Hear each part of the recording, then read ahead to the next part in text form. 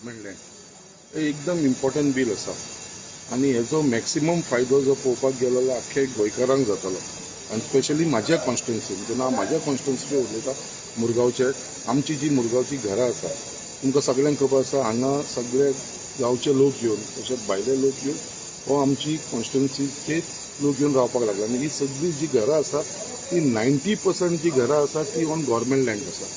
Government जाग्याचेर आसा आनी ही जर रेग्युलरायज जातली तर ते लोकांक आयज एक व्हडलो आदार जातलो कित्याक आयज त्या लोकांक लोन घेतलो लोन मेळना घर रिपेरिंगाक लोन मेळना कसल्याकूच कारणाक लोन मेळना आयज गव्हर्मेंटाचे डिसिजन घेतलेले आसा ते म्हाका दिसता मॅक्सिमम फायदो म्हाज्या कॉन्स्टिट्युन्सीक जातलो ऑलमोस्ट 11,000 आमची हाऊस टॅक्स आसा म्हाज्या कॉन्स्टिट्युन्सीन वॉर्ड नंबर 1 to 9 पर्यंत तेजे भितर अरावंड 5,000 घरां आसा तेजे भितरली 4,000 जी घरां आसा ती आमची गोंयकारांची घरां आसा अरावंड 1,000 सुमार ही जी आसा ती भायल्या लोकांची घरां आसा जे कितलीशीं वर्सां जाल्यार येवन थंयसर सेटल जाल्लेले आसा सो म्हाका दिसता हो मॅक्सिमम बेनिफीट जो आसा तो एक्चुअल आमच्या गोंयकारांक जातलो आनी म्हाका दिसता हे काल बील पास जाल्लेलें आसा ऑपोजिशनान कित्याक हेजेर आवाज केला म्हाका खबर ना बट हेजो बेनिफीट आमच्या गोंयकारांक जातलो म्हाज्याच कॉन्स्टिट्युन्सीन न्हू बट आख्खे गोंयभर त्या लोकांक बेनिफीट जाता तुम्ही पळयतात गोंयकारपण गोंयकारांचो गोंयकारा खातीर।